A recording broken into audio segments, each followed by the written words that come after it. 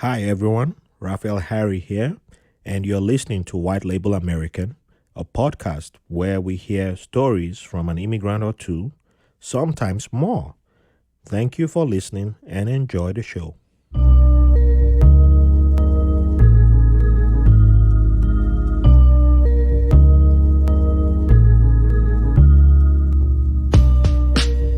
Welcome to another episode of White Label American. Thank you all for joining us today. Today I have a wonderful guest who's someone who touched me in a fantastic way. I was made aware of today's guest through a mutual friend of the podcast who hasn't been on the podcast for a while, but she's a mutual friend who we both share, and Jules Ryan.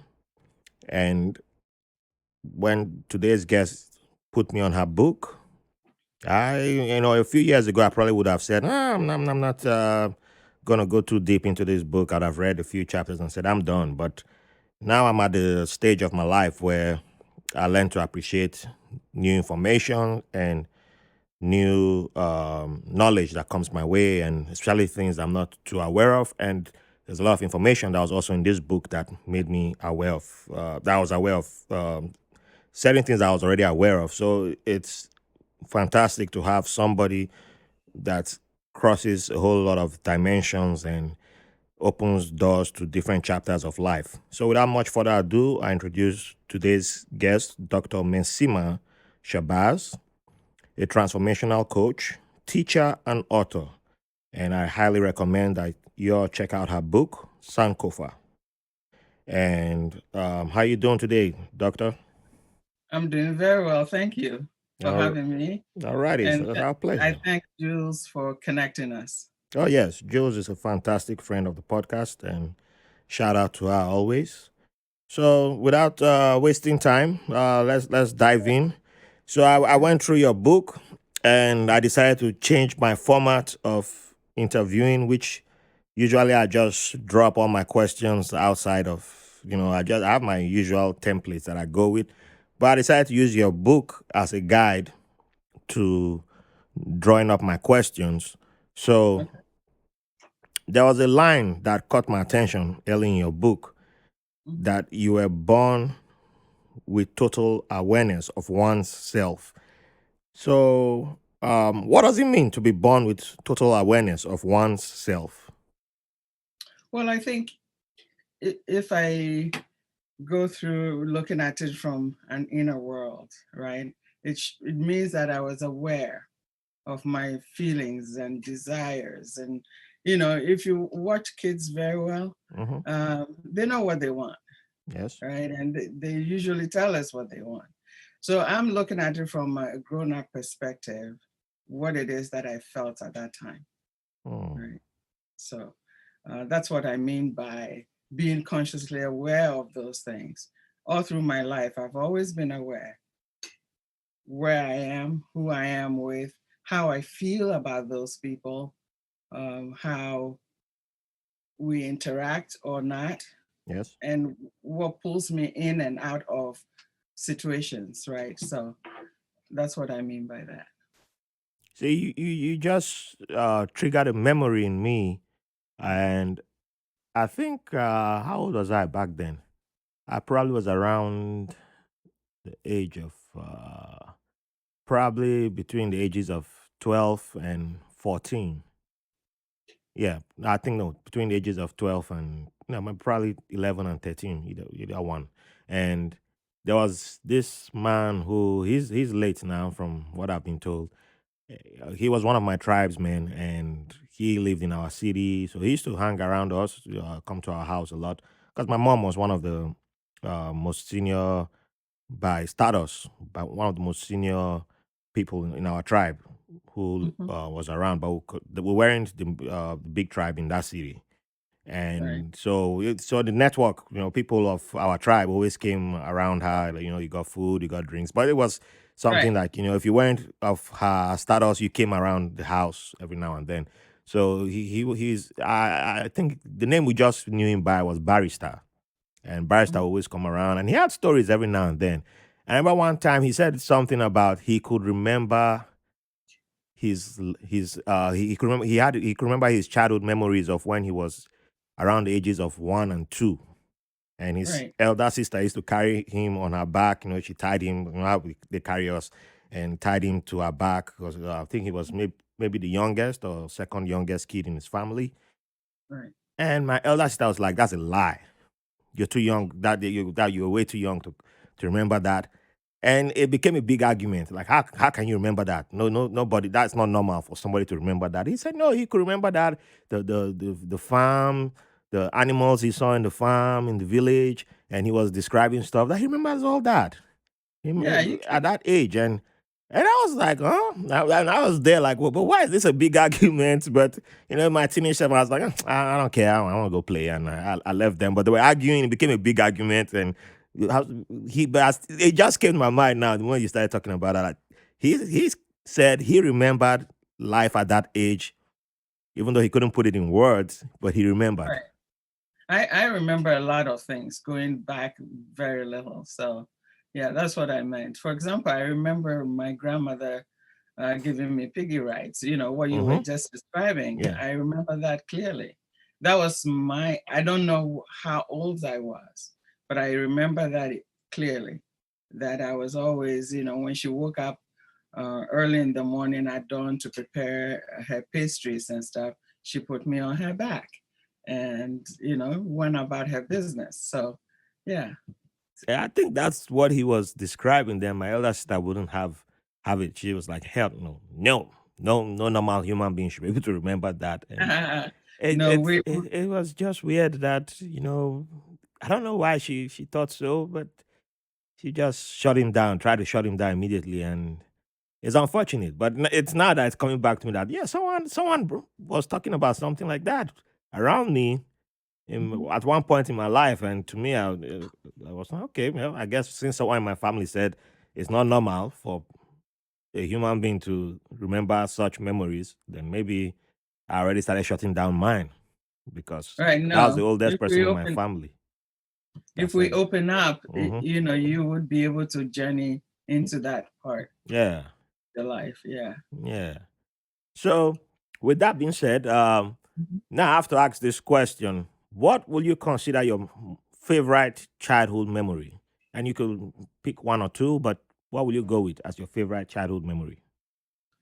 Well, I want to say, I was very adventurous for a girl, right? So I played soccer with my brother and my cousin, another, we were very close, living all in my grandfather's home. And I used to laugh so hard, with joy, right? Yeah. That I could almost feel like everybody in heaven heard me. That's how I felt. That's how happy I was as a child, running around, just experiencing life was really exciting for me. I would describe it as it being exquisite. Yeah. Right. That was how it felt when I was growing up. That Nice. was before I went to boarding school, but yeah. Hmm. It's always fascinating how almost I would say probably 95% of the guests on this podcast, their favorite childhood memories come from being outdoors. Mhm. And It's fun though, being oh outdoors. The yes, weather is nice. You could play, even and when the weather wasn't nice, yeah, that was there. I remember that too when it was raining really hard, uh, and I see kids running through the rain, just making, you know, having fun. So and playing. Yeah. uh, yeah, and sometimes we have even tied traits from just being outdoors from what people were doing from their favorite childhood memories. You can see traces of what they were doing back then to what they are doing now.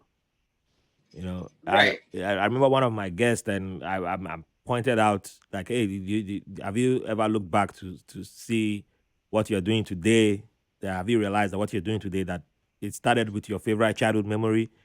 And he's like, oh, I didn't even put that together. This is like the first time, and he's like one of the biggest surgeons in the UK. But it was there. It was there even before he went to university. Before he decided I'm going to study, but there were certain traits that from just playing outdoors, that's when it began. It began to build in him, and other people it's something, but from playing outdoors, we develop certain traits and characteristics which it starts to grow in us, but we don't some like for me, I never had the language or anyone describing certain things. So I would think that it's until I went to university or until I joined the military that somebody, then that's when I developed that characteristics or that ability. But Right. when I look back in my life, I was like, oh no, I was doing that way, way earlier. I was doing that way, way earlier. So I was already developing, but nobody put that language in me that, oh, this is it. You already had leadership qualities right from when you were That's playing true. outdoors, when you were doing this, when you were doing that, when you were already talking to people who may have been older than you or stronger than you, and you were like, oh no, no, you were taking charge of them. Like you were already Right. exhibiting your future self. I was like, But wow. if you think about it, our elders did not allow us, and I think I described in my book how Hmm. we weren't supposed to be showy and Yes. etc. Right, but our elders instilled in us the discipline of um, expressing ourselves without making it like I'm the best in this. Right, you just went with the flow of it and you grew into it, right? So if you had leadership qualities, or let's say for women or for young girls, Hmm. if they see that you could be a good nurturer, they led you along the path of nurturing. So they, bring other people into your experience that will highlight that nurturing without you knowing why they're doing it, right? And then by the time you grow up, it almost unfolds naturally, to you. You step into that role versus in a Western education, everything is labeled and in a compartment where you have to then apply certain rules, and then it becomes more rigid Okay. as you go along, right? Yeah. But at the same time, there are certain exhibits that one may have at that age, which our people may consider rebellious or a disruptor. Mm-hmm. And like, oh, this one is like Nigeria saying this one is no good, oh, you no good. They need to fix this one. This one is it's not like it's not like all the good ones in the family. You're not like the good sheep. We need you to be like the good sheep. Right. So you need to toe the line. And Yeah. In Sorry, I didn't mean to oh no, interrupt no, you. you can go ahead. In I think in our cultures, the elders know who will be responsible for what. I mean, they would know who will cause trouble when they grew up and who wouldn't, right? And so they were aware of all those characteristics. It wasn't ignored at all. Um, but most of the time, they nurtured the good things because everyone has something good in them, Mm-hmm. right? So they nurture the good things, hoping that if you happen to fall into those few people with the categories of being doing bad things, that by the time you grew out, you would have grown out of the tenders, the propensity to be bad, right? So Yeah, but that's I how I think. still feel like it was in a way.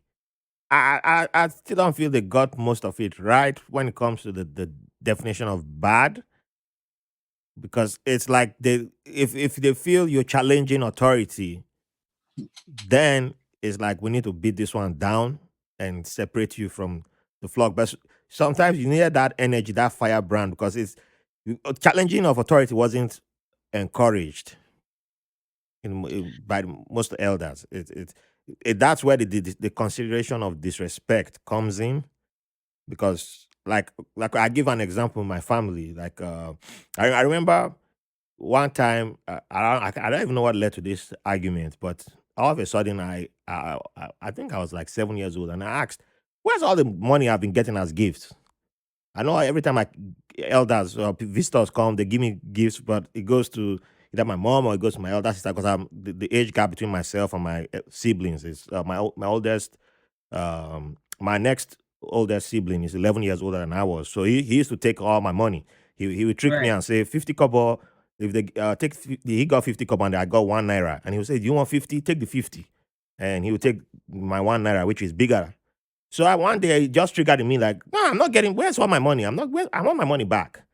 And my mom was like, who feeds you? And do you pay rent in this house? And you know what? Go pack your things and and leave. But it should have been handled much differently because so I ended up packing all my clothes and had this big luggage and made me drag it all through the steps. And when I got to the door, the, they said, "Oh, wait, take off every clothes, everything that I bought my money, take it off."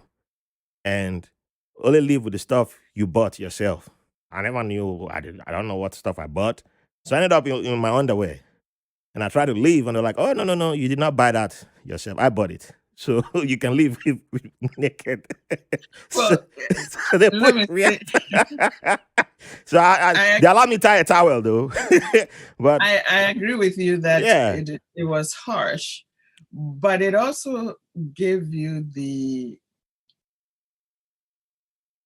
impression, or at least knowledge, that everything is community based, right? So if hmm somebody gives you money, it doesn't belong to you alone. It belongs to the group, well, the yes, family but unit, right? I'm coming. There's still something coming up because down the like probably 7 years later, Uh-huh. dynamics will change, and I'm staying with another family member, and I help them start a business, and the business does successful as a poultry. I've never done poultry in my life, never. I was spoiled actually. I was spoiled growing up, and then things changed. My mom's no longer in Nigeria. I have to go stay with this person. I'm like, there's barely food for me now. The life has changed, but that's not a problem. I can adapt quickly and adapt. And I start raising chickens, doing all that before I go to school.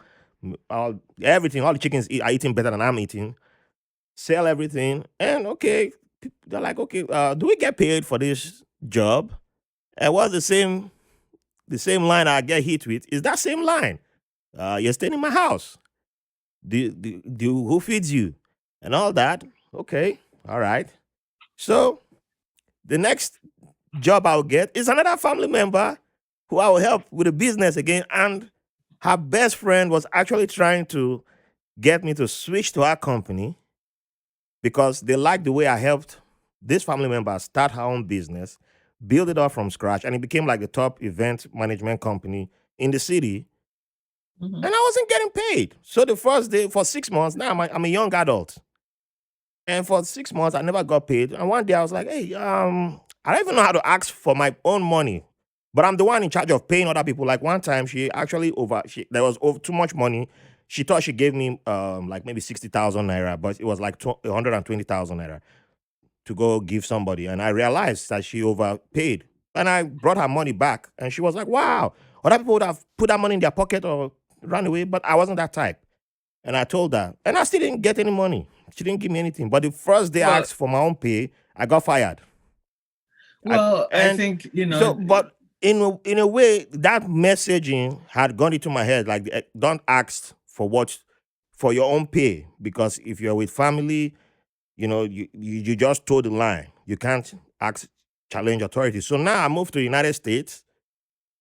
What's the first job I get? You start seeing people like, how much do you want? I don't know how to ask for my own pay. It has to take me going over 10 years before I go to therapy.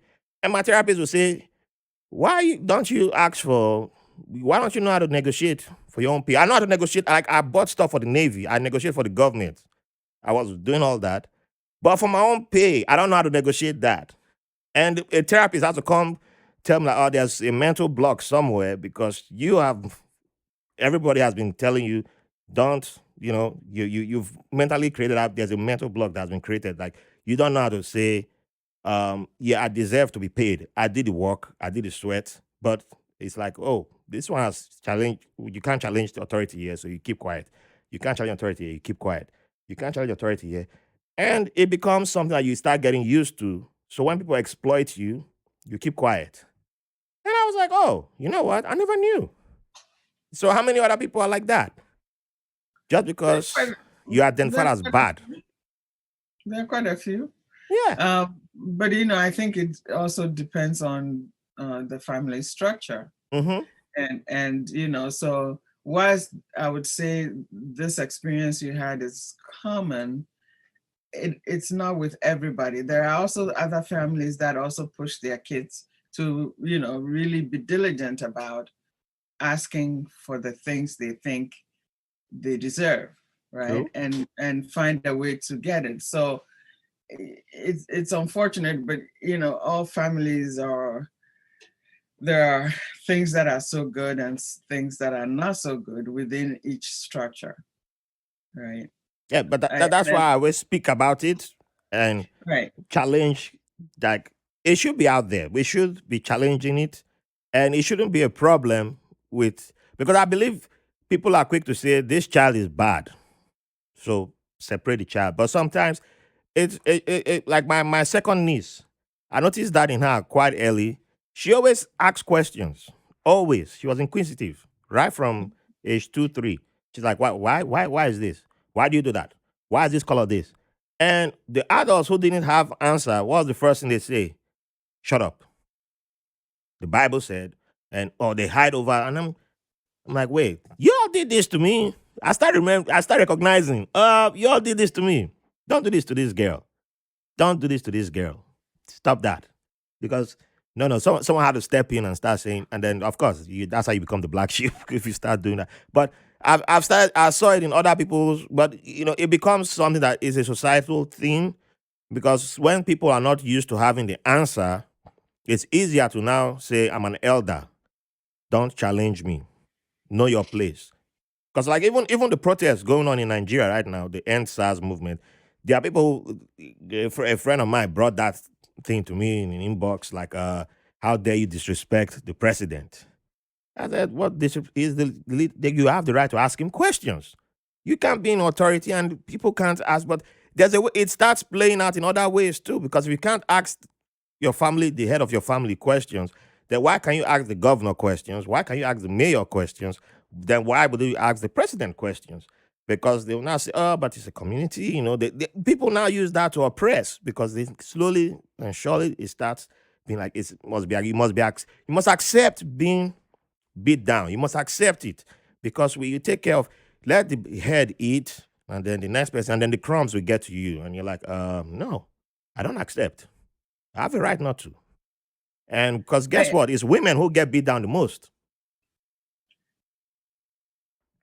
that may be true, but I think it depends on the context, right? Mm-hmm. Um, when we generalize things, it diminishes the roles that we play. Each group, children play their roles, the women play their roles, men play their roles, and so it's not all the time that women are marginalized.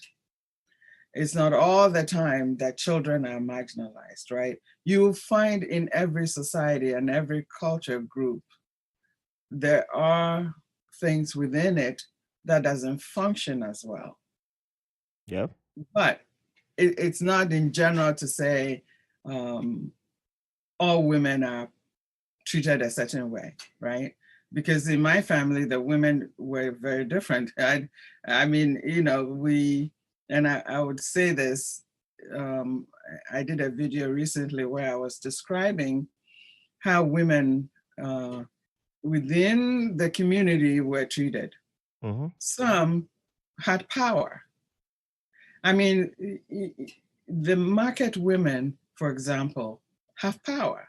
Yes. They are in charge of the food distribution in the country, True. and they are able to coordinate from one end of city, village, town, etc., to the next throughout the whole country. So when we don't recognize that role they play, and we only see them in a role as a wife or a mother or something else, then we are marginalizing their roles. right? Yeah. I think I think there's a balance between all these uh, relationships and functions that we all hold in the family and in a group, the extended family and the community.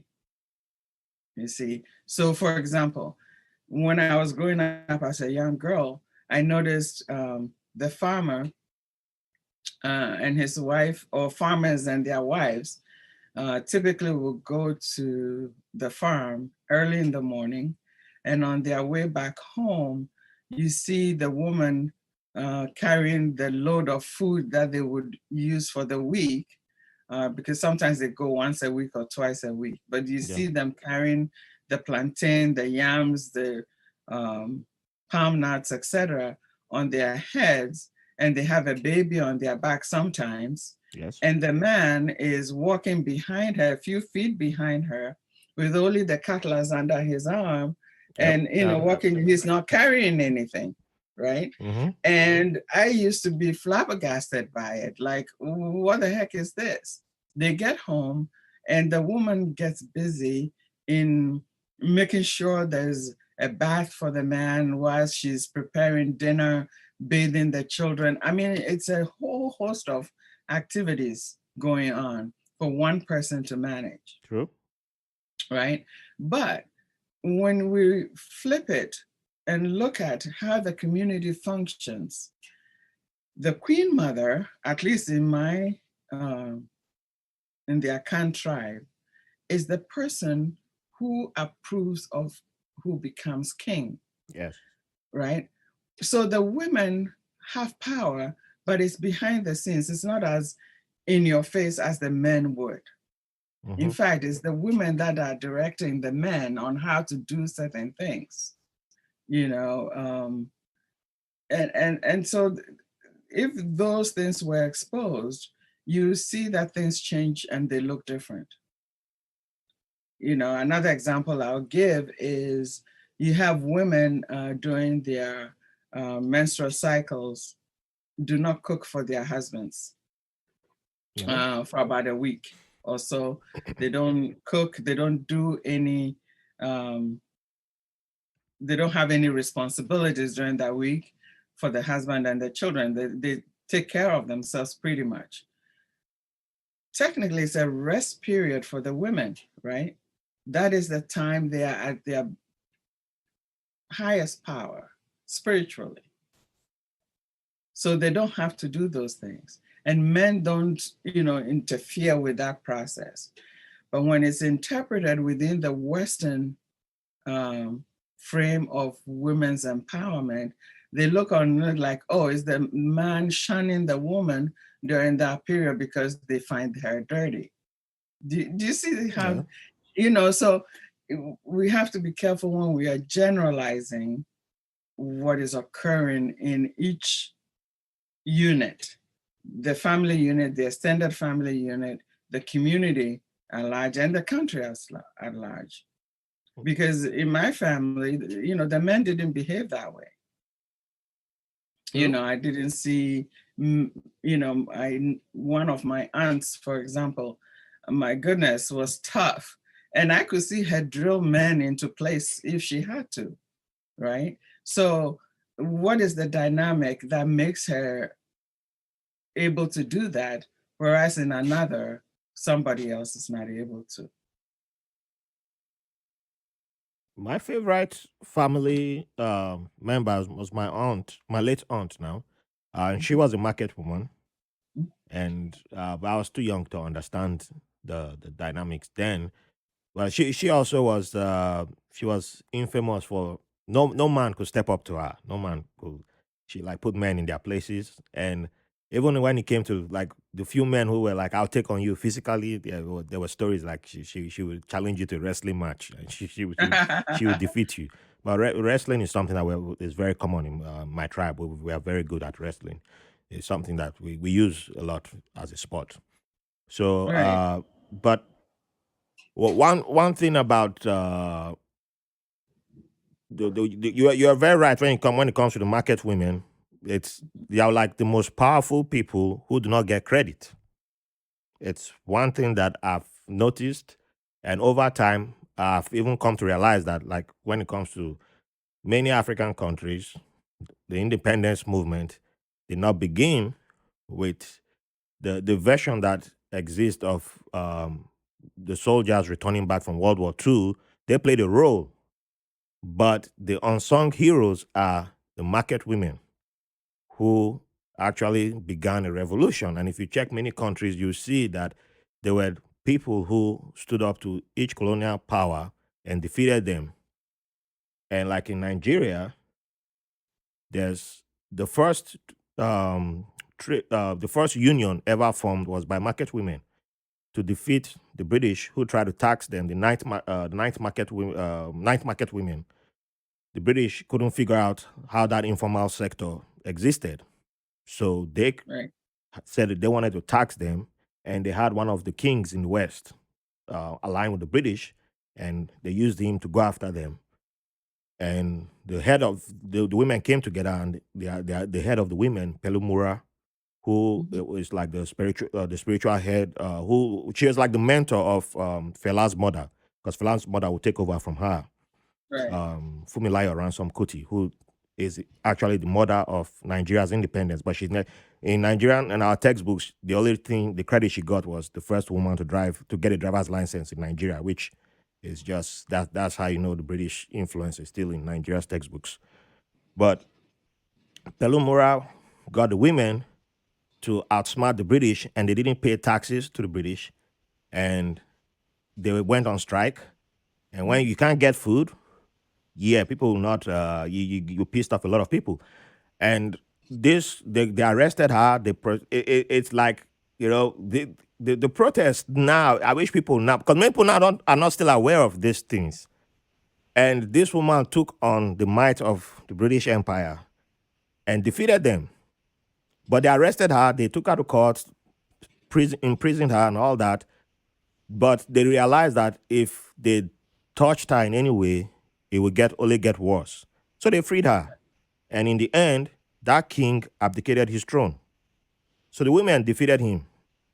But it's like it's like they decided you can't have this group of women celebrated. So erase them from history. So you don't have them in any textbooks. Nobody knows about them.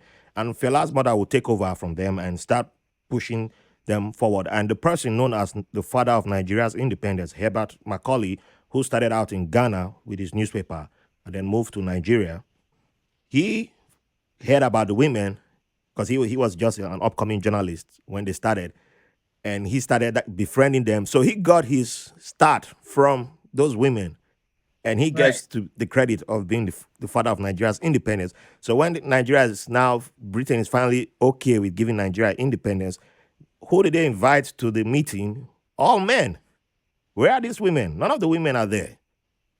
Well, The I women think are, they're the kept out, but it's for a colonial. good reason. It's for a good reason on the colonial side, because people leave up, they forget, because on the eastern side there was another protest too. The earlier protests were same thing, because they weren't taxing women. Also, the women, the traders, and when they tried to, it backfired with the police attacking a woman who he tried to one of their police officers tried to wrestle a woman. She beat him.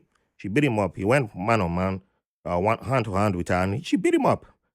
And then she told the other women, and then it led to a protest. And but while they were protesting, a colonial officer drove into the crowd of women, and that will now lead to other eastern states retaliating in protests. In it's now being framed as the Aba riot, that because in Mhm. our textbooks it's just said that women stripped down naked to protest, but the full story is never given in the textbooks. But the full story was that they implemented it illegal tax on women, and women said no, we're not accepting it. But market women came together and challenged the authorities. So they've always had power. They've always stood up. The traders, people who we've always looked down on, like, oh, the informal sector, because you did not go to school. School, as in, you don't have the degrees, you don't have that paper, that diploma, like, So we look down on them, but they were the ones who gave us the first union. They showed us how to organize. They were the first activists. But we don't have statues of any of them. We don't have any recognition. We don't recognize them. We only But those we of don't us need who've it. well, only those of us who've read are able to. Because if I talk to people, I've talked to people who are organizing this protest right now. Only they say youth. But if the youth don't recognize the market women for the protest, you because all every political party, what's the first thing they do? They go talk to the market women. Like, look, I'm running for office. I need your support. Why do they do that? I'm using Nigeria as an example. Why do you do that? It's a template that's been laid down from 100 years ago. And people know, the younger ones are not still aware that it's something that exists for a reason. Well, the market, you see, the market women, and it's not only the market women, Yeah. right? They are a section of the, women with power. Mm-hmm. But there are other sections. Let's use the market women, for example. They have contacts, networking from one region of any state to the next, right? Yes. They have money, lots of True. money. In fact, they have more money than most of the time their husbands, right? Indeed. They I can form testify to that. groups, right? They form groups. They have support groups where they meet weekly and, you know, talk about their spirituality, their children, the welfare of the communities, right, that they are in. So I won't say behind the scenes, they're just not looking when they wake up like typical men would do as to getting recognition out there as like me, I did this, look at me kind of thing, Oh, well, right? when I say recognition, I don't mean it has to be me. But when you talk to a Nigerian, you talk to people from the country, and everybody is always saying, these are the people who gave us what we have. And people are saying, bring the British back. Because there are a lot of Nigerians today saying, bring the British back to fix this mess. That's where the solution lies. And I'm like, you do realize that the British struggled with this. These people challenged the British, and British couldn't defeat them. Do you know that? And they don't know. Nobody knows that these are people who, the amount of power that they have, it's not known. That's why I'm saying the recognition is not there. Because if you know what you have, why will you be asking for an external power to come back? The people who came and were just taking and taking and taking, you won't be saying that. But you don't know what you have because you still look down on them and like, oh, these people are just they sell in dirty stalls. They don't. They are not they're not in shopping malls. They're not in nice fancy places. They are exposed to the elements of weather. So yeah, what kind of power do they have? And that's the mentality that many people still look at these women under.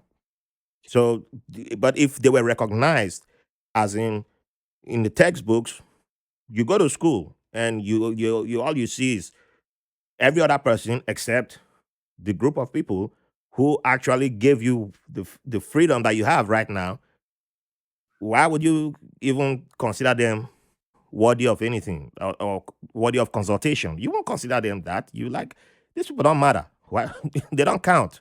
And that's the point I'm making because every day I get new information and I find out that, oh, they played a role in this country, they played a role in that country. And every other person's independence is not just a group of men who challenge their colonial power of like, hey, give me independence. But it's not like that.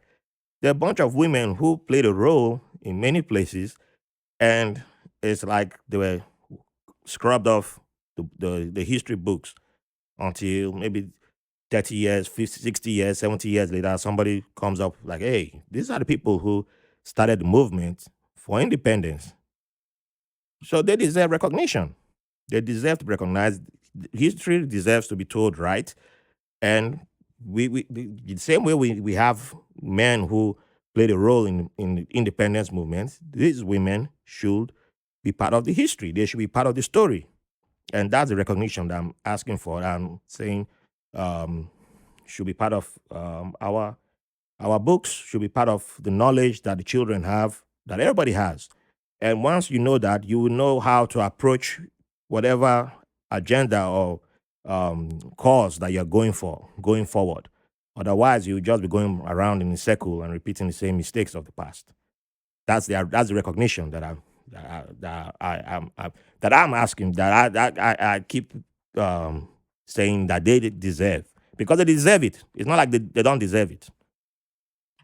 Is this Nigerian, or because in Ghana we talk about Yasantoa? Well, And Ghana is a lot different in comparison to Nigeria. right. I So give that's that. that's So yeah, yeah, that's the and uh one thing is that I hope, like, by saying this, I'm hoping that one or two Nigerians will listen. I'm not that popular in Nigeria, but one or two listen and be like, oh, maybe there's something we can, when they hear that in Ghana it's popular, that Ghanaians recognize their women, you know. well, it's also, if it's a matrilineal society, right? True. In Ghana, the Akan tribe is a matrilineal society. And so everything runs through the mother. Yeah. And because of that, there is power, especially in our local governments, in the way the local institutions are run, etc. Now, the complication in or the complexity in this is because we have also infused the Western approach, the dynamic between men and women, right? Patriarchy, and so it kind of jumbles a lot of things as well. Yeah. Uh, Oh, did I ever tell you that my mom and, like, my grandfather was born in Ghana? Well, my grandfather wasn't born there, but he died in Ghana. you mentioned you had family in Yeah. Ghana. I Yeah. still have family there, a whole bunch of them. Okay. They have never claimed Nigeria. They're all Ghanaian. So That, if I ever need to go on exile, I'll probably go to Ghana. that would be good. Because, uh, do you watch the TV show Abishola on CBS? No, Bob and Abishola. the nurse, is she a nurse or a doctor? Yeah, No, she's a nurse. I haven't watched it. I remember somebody sending me the trailer, and I was like, I'll get into it, but I don't have regular TV. I'm a cable. I don't have cable. I just do the app, so I don't have CBS. But Okay. is it good? Is it? It's very funny. Oh, It's very okay. funny. You said It's very funny. I good, like funny actually. shows. It's And very good. And, in one of the episodes, they were talking about um, Bob being advised to go after Ghanaian women because they would cause less trouble for him. And that, Ghanaians are the Canadians of Africa. Um, wow, so that's I've never heard that before. that was ah, funny. That was funny. one of my Ghanaian brothers will like that. Ghanaians are the Canadians of Africa. Hmm. I don't think I've ever heard that before. That's Well, that was the first time I heard that, but it was very funny. So, Ah, okay. So still staying in Ghana. Well, we haven't stayed in Ghana that much. Let's play in Ghana a little bit.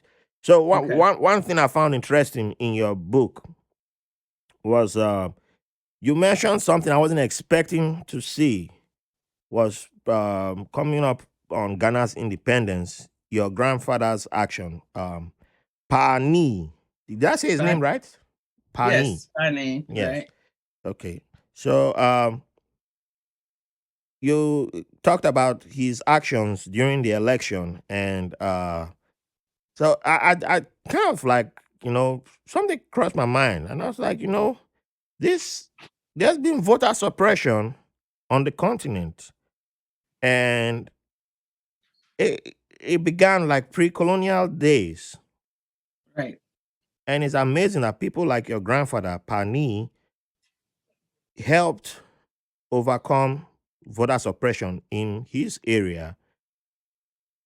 And but we didn't consider something like that as voter suppression, and it would take probably how many years or decades later for people to start realizing that this a tool that we may have we didn't even realize where we inherited it from. So, well, no, why do you think that we ignore the seeds planted by colonialism in Africa when it comes to, like, voter suppression and only act like it's a brand new phenomenon. I'm I would say, it's not that we've ignored it as much as we don't know how to deal with it or how to break up, away from that, right? So if you look at the current systems of um, local government, especially in Ghana, where Mm-hmm. we still have the royal family, the chiefs, the kingdoms, for Ashanti, Achem, all those different tribes, etc. Right, and then on top of that, we have the Western government, which is the national government, etc. What was left at that level filtered downward.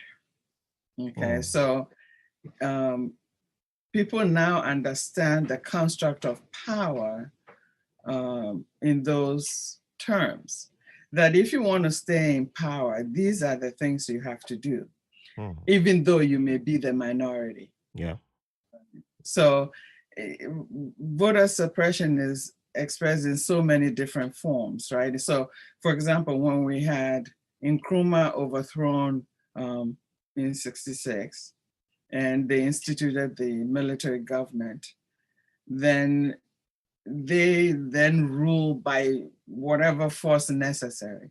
Yes. But to stay in power, they had to make sure that we couldn't vote. Yes. Or if there was voting, they could still override it. Now we're experiencing that in this country right now, so it makes it even more um, obvious as to the dynamic, Mm-hmm. between power, people who want absolute power, and actually what they would do for that power, Mm. right? And I think in Ghana and as some African countries had experienced, they adopted that approach. And how do we deal with it?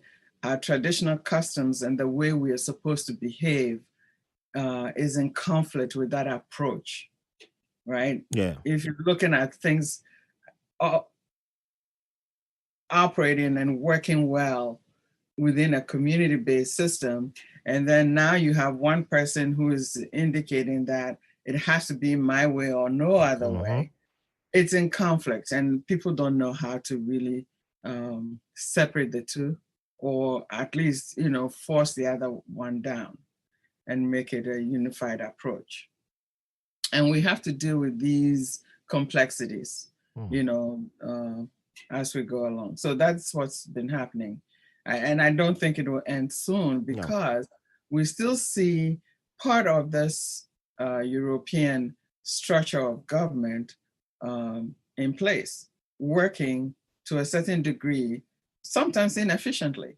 But Mm-hmm. that's what we've adopted as our model instead of adapting or including our traditional models within that framework in order for it to work well. All right. So we're still experimenting, I would say. And I don't think we're quite there yet. Yep. That's the word. Experimenting. Mhm. Just on Thursday, there was, no, on Friday, either Thursday or Friday, there was a story that broke out in Kenya of one of their lawmakers showing up to parliament, and he wasn't allowed to get in at first, and he had to force his way in.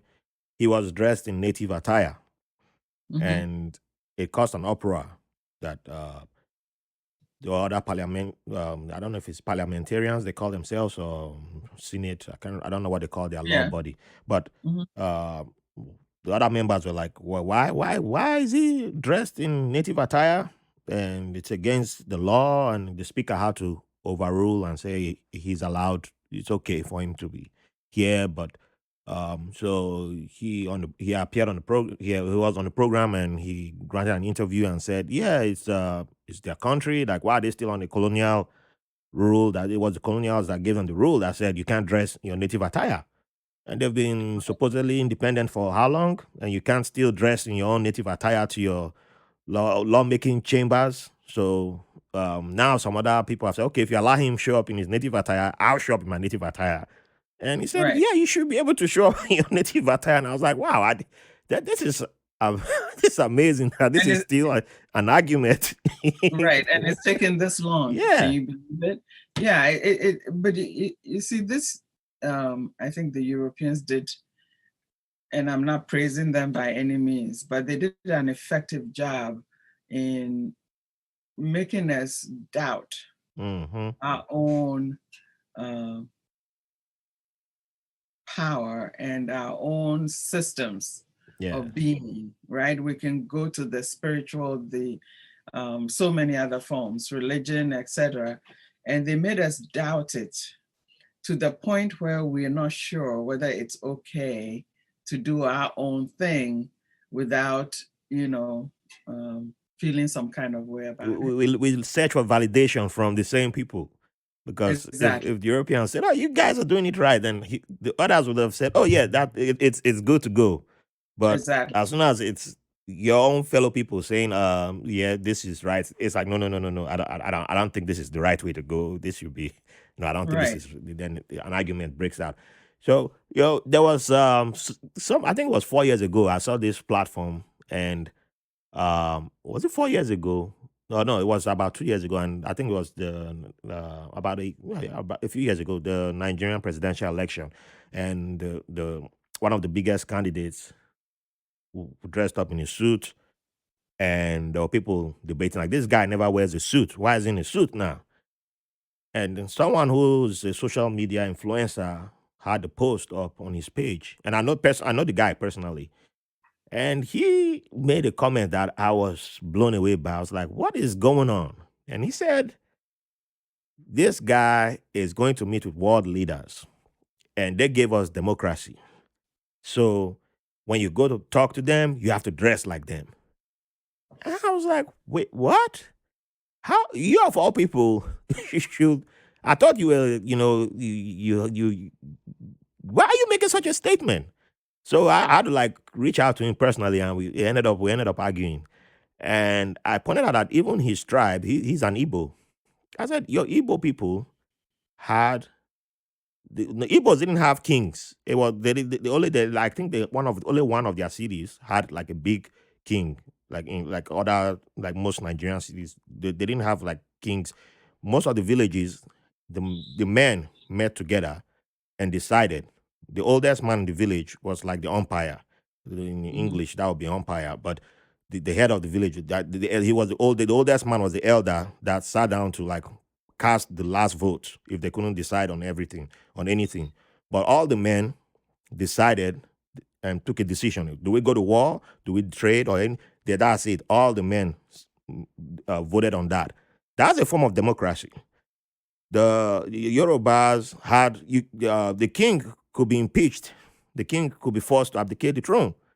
If the king was misbehaving, the kingmakers could have a meeting, and if they presented a certain calabash, that means you're fired. Get out, and you're done.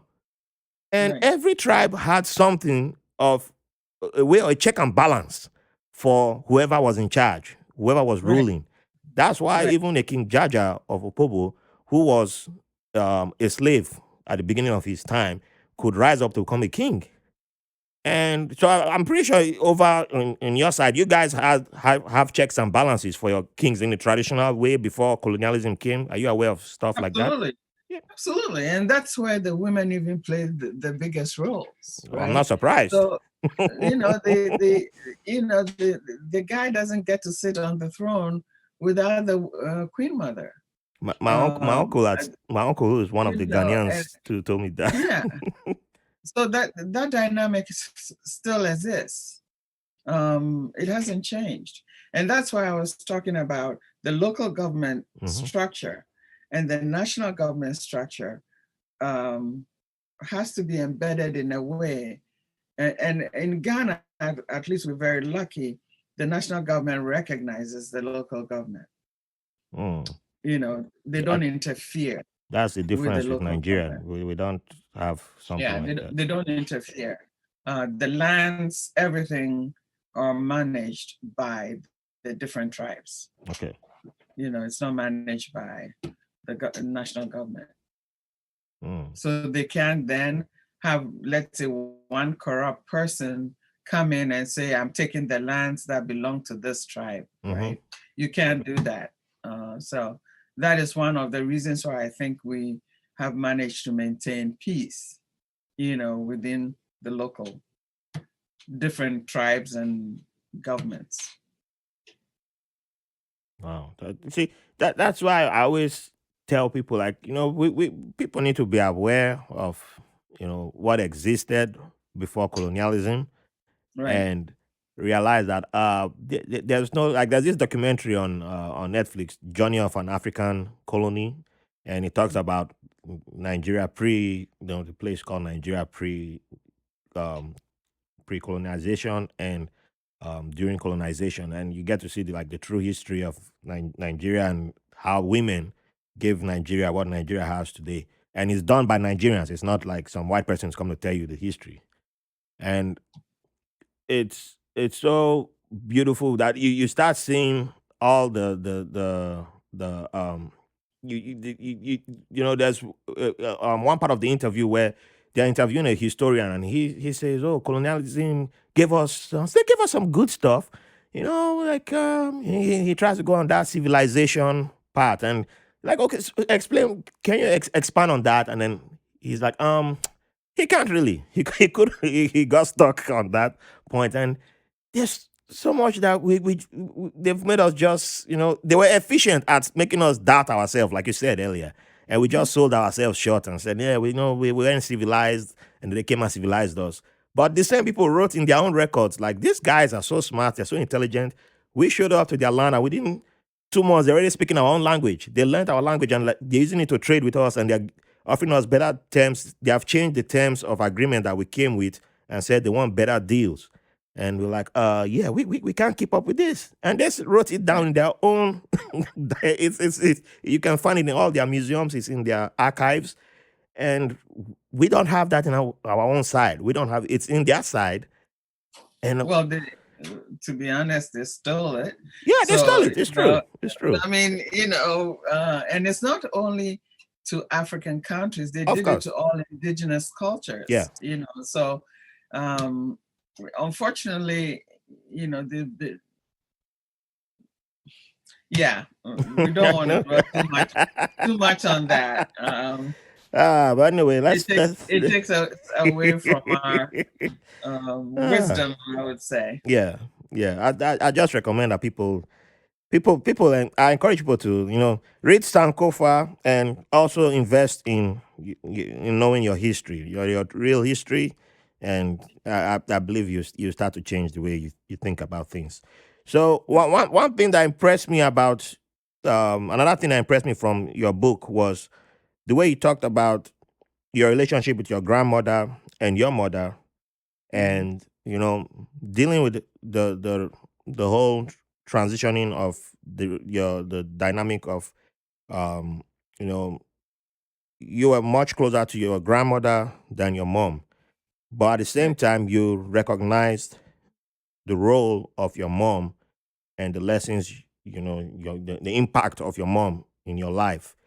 So, how would you put that? I don't want to give too much spoilers, because I'm still trying. I want to encourage people to get the book as much Okay, as all right. possible. So, Okay. how will you, and, put that in words, like, as part of your growing up, and, for people who have a difficult relationship with their moms, and with their, just grow, people with difficult relationships with their families. How would you, encourage them to, with your story? Well, as you said, not to give too much away, but um, as I mentioned earlier, I grew up with my grandmother because, you know, at a certain point in my life, I recognized from the time I was living with her was the time my father had passed away, Yeah. right? And my father passed away, I was 2.5 years old. So I don't know at what point I came to live with my grandmother, but I knew that she was the first person I could relate to as a mother, Mm. right? And I didn't meet my mother till probably when I was 8 or 9 years old. Okay, so by that time, the bond between my grandmother and me had, was very strong. And she loved me, and I loved her.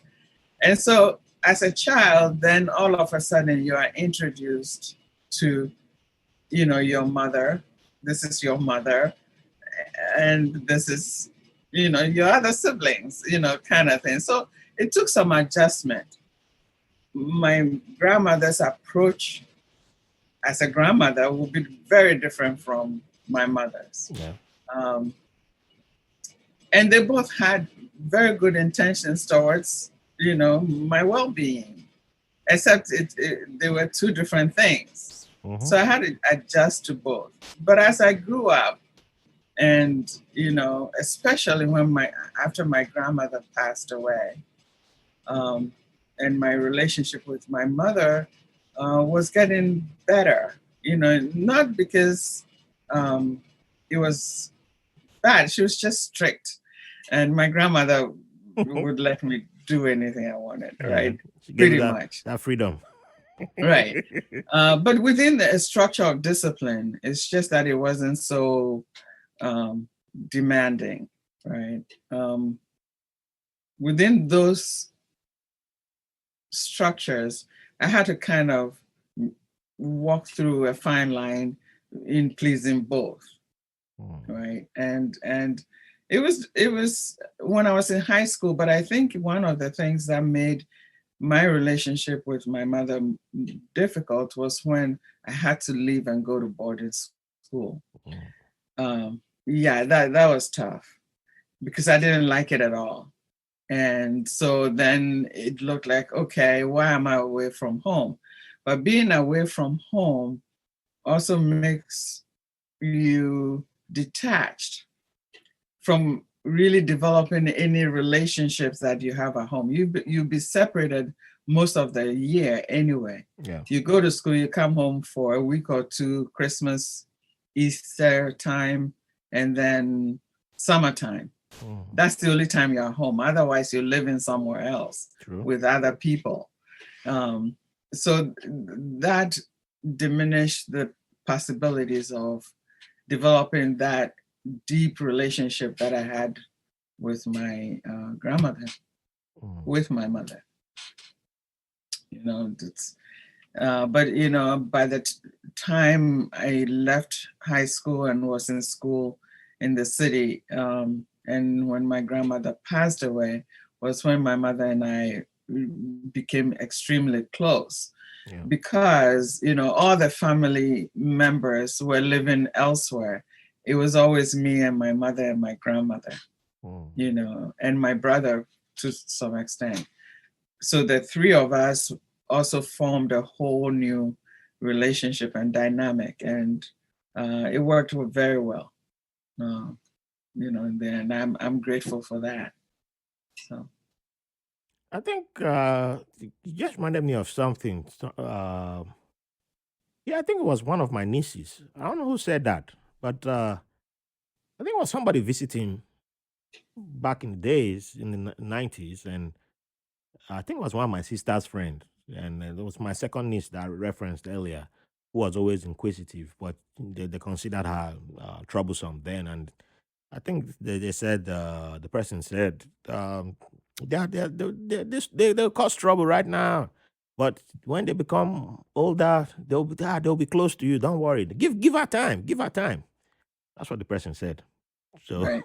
so, but right now she's pretty close to my sister, which I wasn't expecting because I was expecting her to move on, and so I guess with the more she got older, age, they got to the stage where they could see things from they weren't that the friction wasn't there anymore in their Right. relationship. I'll put it that way.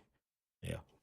So, the good thing is knowing that they both had good intentions for me and my well-being, right? Yeah. And so whatever was occurring was me trying to understand the dynamic, and how I could relate to both, with different approaches to life. My Mm-hmm. grandmother being very traditional and my mother being more westernized, right? Yeah.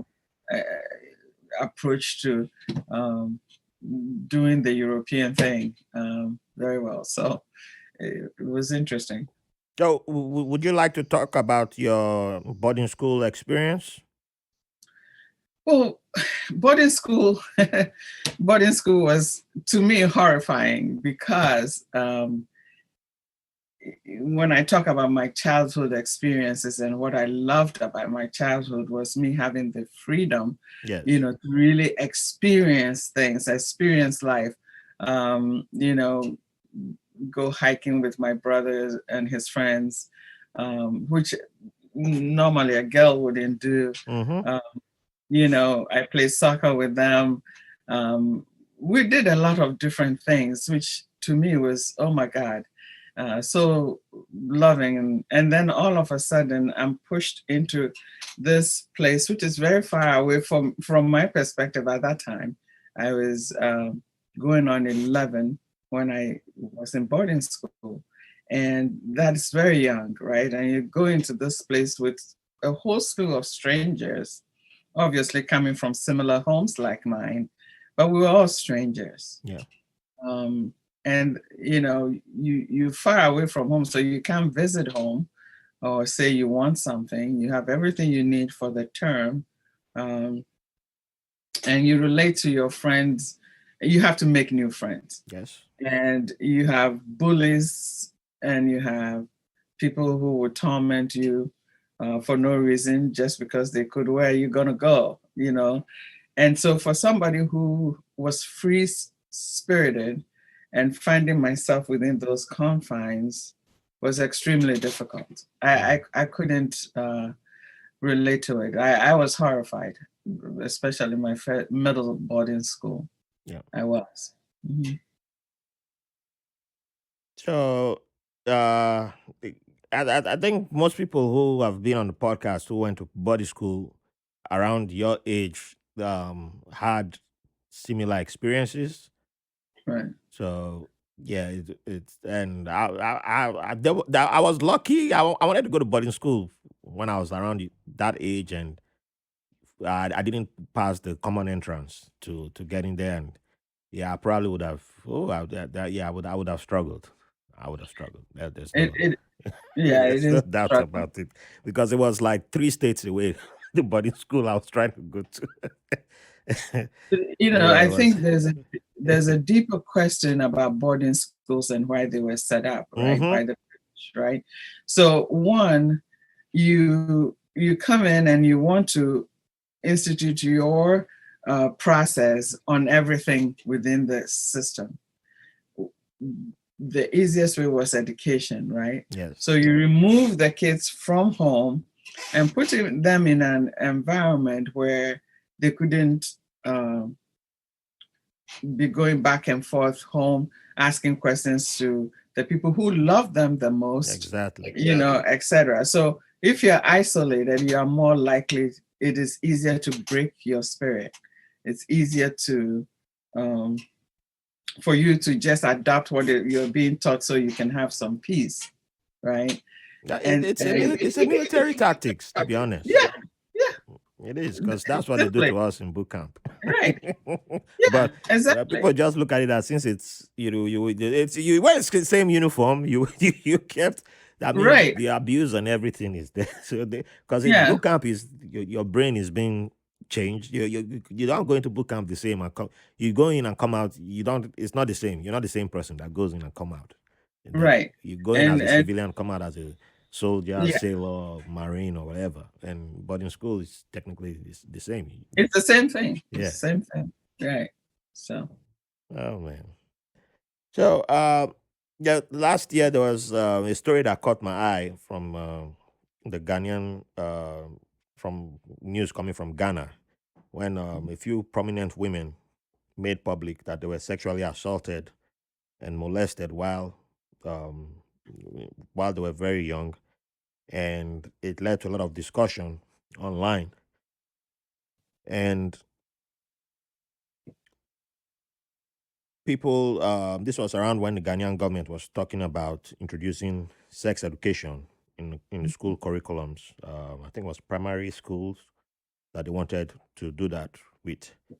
And all of a sudden, there was disinformation and disinformation attacks. Religious institutions jumped in with the wrong information, of course, and leading to the government claiming that they've postponed the decision, but they didn't say it was cancelled. But I was fascinated that a lot of prominent Ghanaian women spoke up, made public that this had happened to them, and it was similar to what I'd read in your book. And from what I'm familiar with, also in Nigeria, it wasn't like a surprise to me knowing what I know from just what I know. It's not a surprise because I also know when something like this became popular. Also, in not popular, but when a lot of people made it public in Nigeria and other African countries, and it was being discussed, it had a similar reaction. But the only Mhm. difference was that there was no sex education talk. So, do you think it was a missed opportunity for Ghana not to go forward with the introduction of sex education in schools?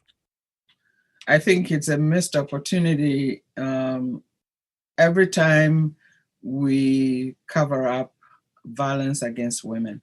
Hmm. It, it because if we were to flip the coin and imagine the government hearing that women were, assaulting young men, what would they have done? They wouldn't have tabled it. They would have put out a message out to say, these women are doing X, Y, and Z, and it's horrifying, et cetera, et cetera.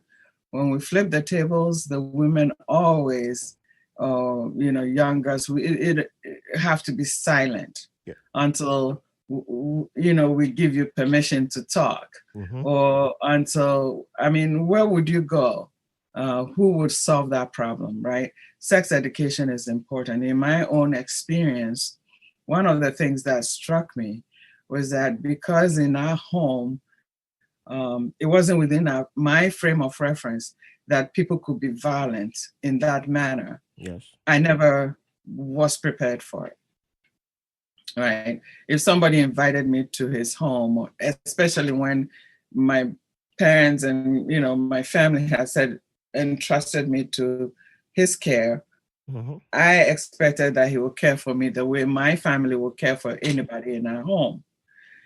But because of the void in explaining these situations in schools to girls, we almost walk in blind into these situations. You don't see it coming, right? Exactly. It's just right in front of you, and you don't have any recourse.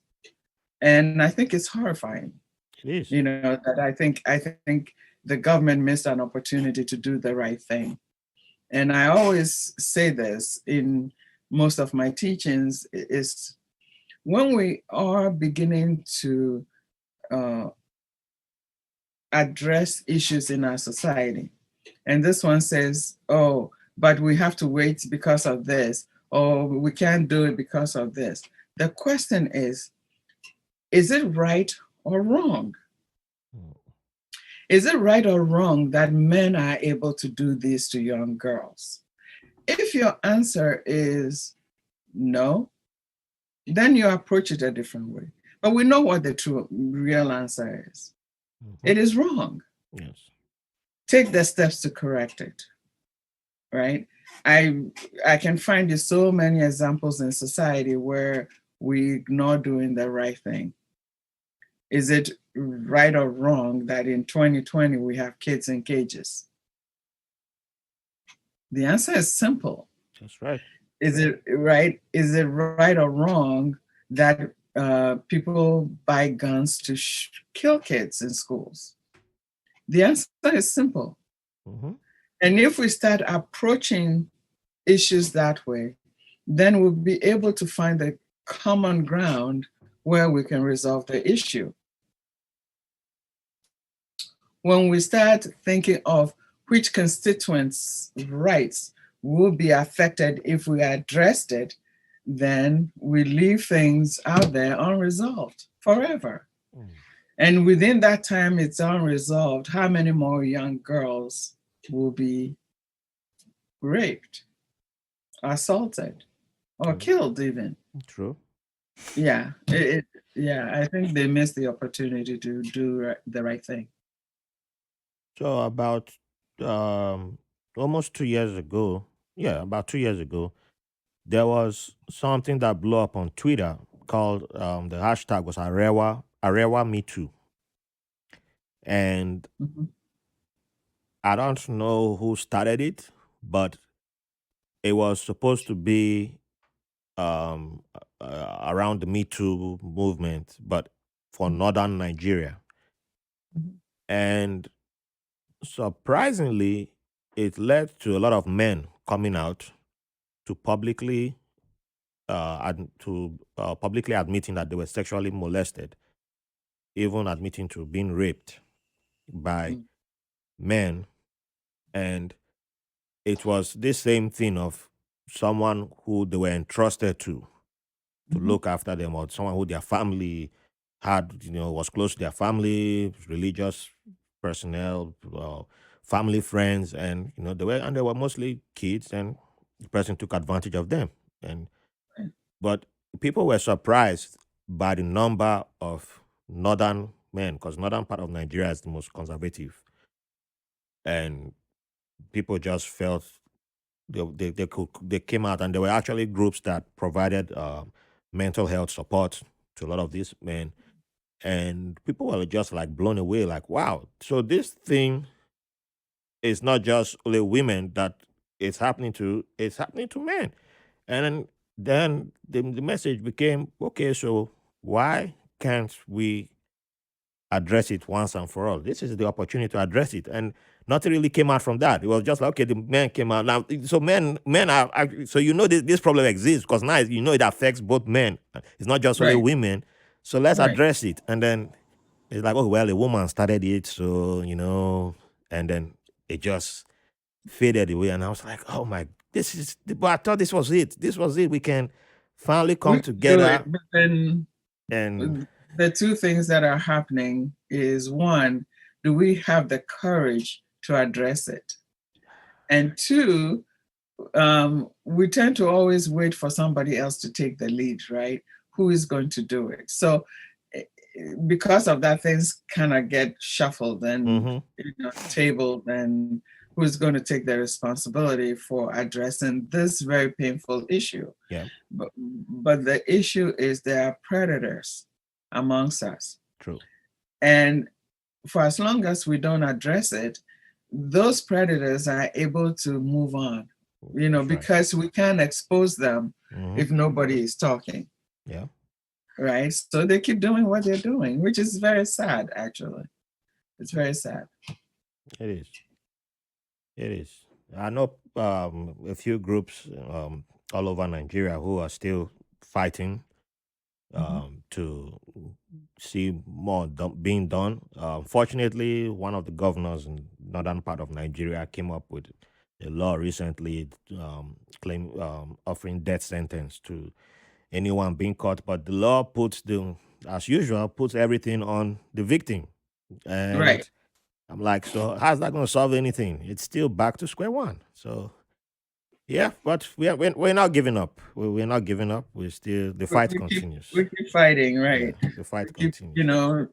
putting it out there and see, maybe one day we'll have the conscience to do the right thing. Oh yes, oh yes, and that's why when our brethren in Namibia were protesting, I I put up the hashtag for them to show solidarity, and I keep doing that every now and then. If that's the only thing I can do, I'll do that. You know, Right. That's good. That's yeah. good. So let me jump forward. I'm running short of time. Um, so you moved around a few countries. before coming to United States? Well, you primarily stayed in one country, but you got to visit a whole bunch of places Right. before you eventually end up in United States. So, amongst the places that you visited or got to, including where you stayed in, what was there any culture shock that stood out to you the most, or one place that surprised you the most when you visited?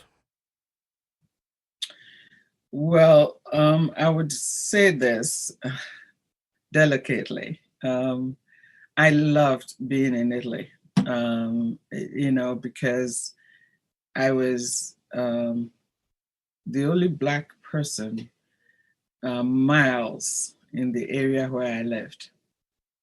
And I never once had a problem, not once. Nobody insulted me, nobody said anything. Actually, they were very welcoming. I learned the language. When I went to the grocery store, somebody would stop what they were doing and come and say, "Hey, come, let me show you, what is good and what is not so good to buy." They looked out for me every day. It was just wonderful. So that is, if I were apart from my home country, Ghana, Mhm. I'll go to Italy any day. And, and Uh, and that was in Rome. yes, I lived in Rome, but I traveled all the way to Milan, into this, into Switzerland. Oh, it was fun. Just taking the train, and you could go anywhere. It was just that easy and wonderful. And being adventurous, I always was out there trying something, making friends. It was so easy to make friends. And so my Italian friends would bring me to their families. I had, um, had an Italian boyfriend. It was fun. I was young. Um, Coming to this country was the most surprising, because we know about racism, etc., Yeah. but I hadn't experienced it firsthand, Mm. right? And it was shocking to me to see that somebody woke up and believed that because they had a different skin tone, they were better than me. Yeah. That was shocking to me. I just couldn't process that. I still can't process it. And when I say that, people look at me like, "What do you?" I'm not being funny. I can't process it because I know we go into our history and we look at how we were, our ancestors, etc. Hmm. They weren't riffraffs, searching for food, and these people came to save us. Yeah. We come from kings and queens, Hmm.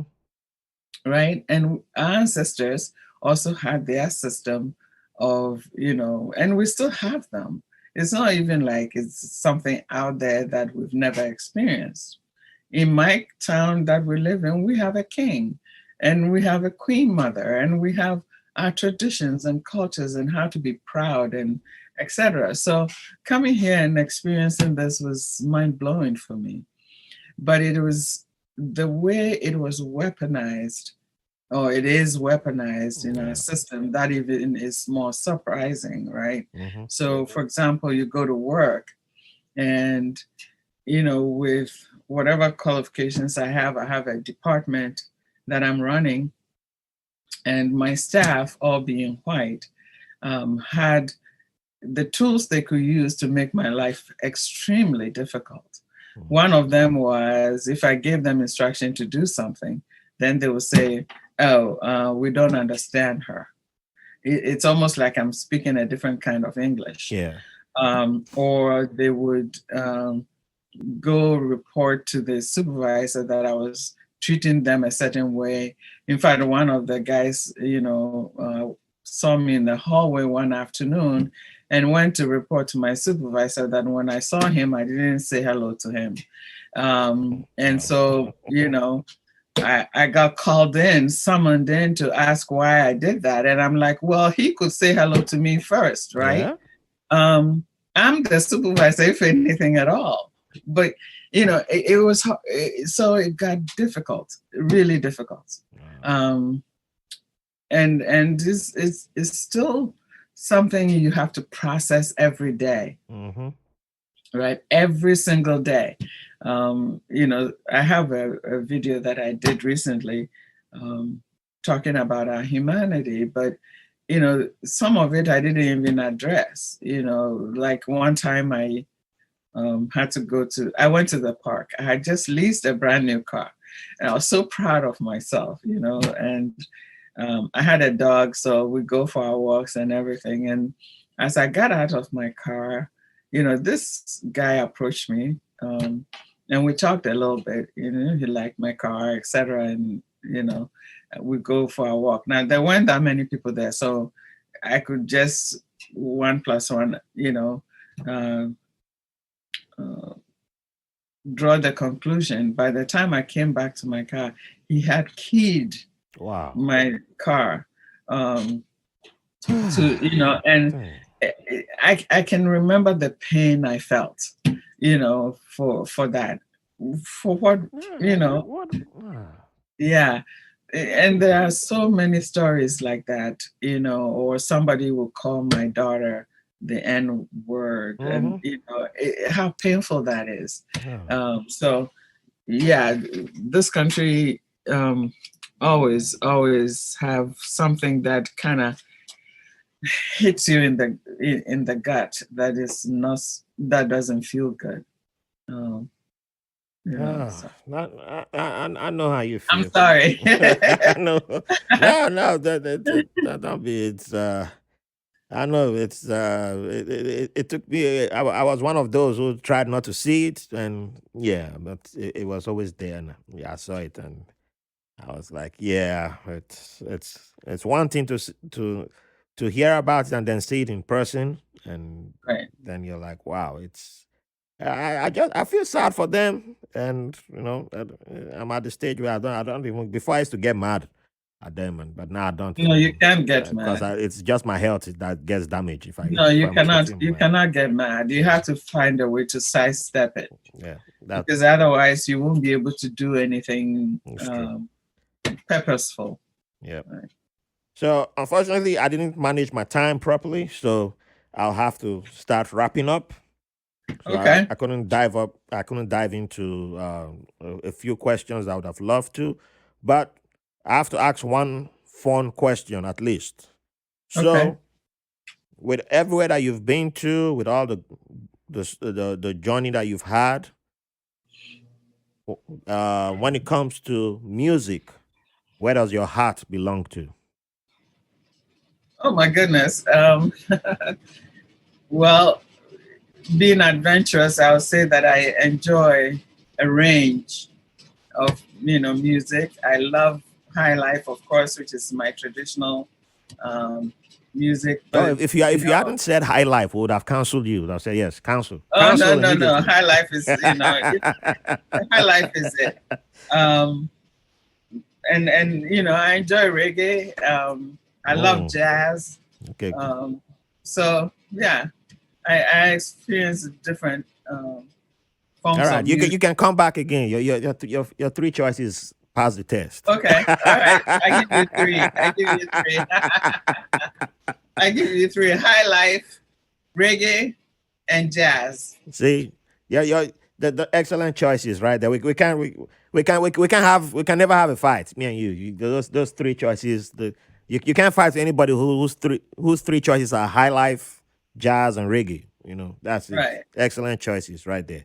But what about food? When it comes to food, Well, your favorite dish? from Ghana, is well, we have peanut soup and Ooh, that palm nut soup with rice, rice fufu, or I don't eat fufu, but if it's made with rice, I'll eat it. fufu Um, made with rice. mhm. Mm, No, no, it's rice, but you make it into rice with the okay, ball with the soup, right? okay, yeah. So yeah, it's not the traditional fufu, Oh, okay, um, yeah. right? No, My daughter um, eats all of them, but yeah, and of she loves course, peanut soup. yeah, and of course, jollof rice. Um, you know, Ghanaian jollof or Nigerian jollof? no. Ghana jollof rice is the best.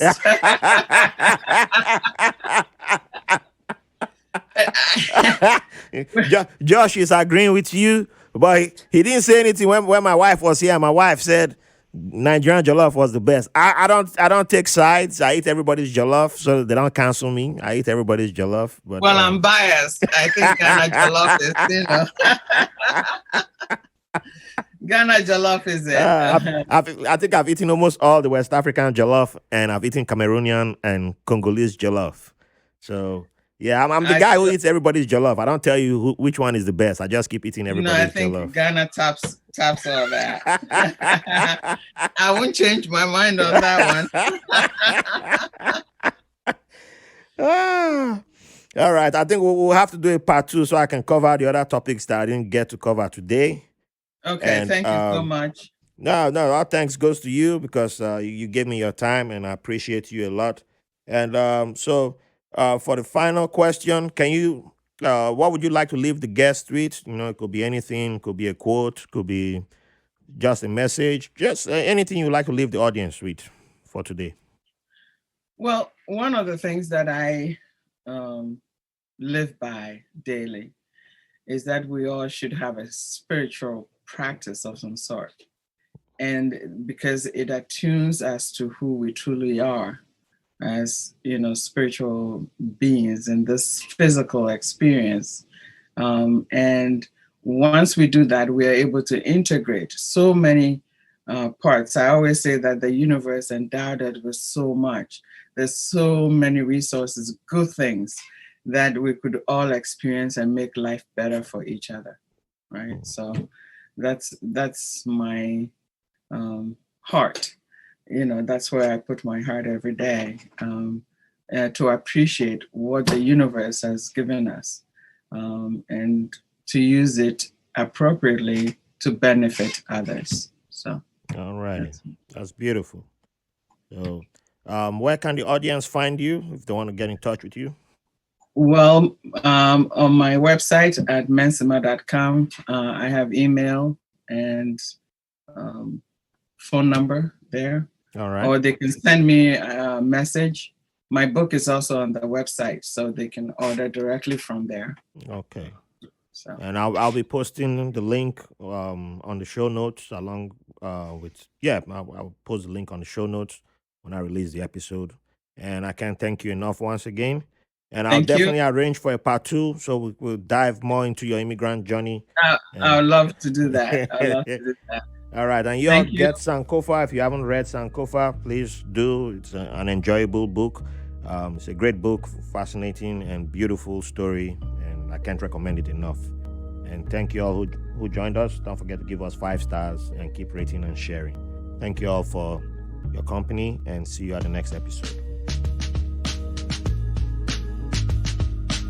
Thanks for listening to White Label American. If you enjoyed the show, we'll appreciate if you rate, review, and subscribe to the podcast wherever you get your podcast from. If you have any questions, comments, or have someone who will be a good guest on the show, or you want to be on the show, send us a message at whitelabelamerican@gmail.com. And make sure to follow us on Facebook and Instagram at White Label American. Thank you for your support.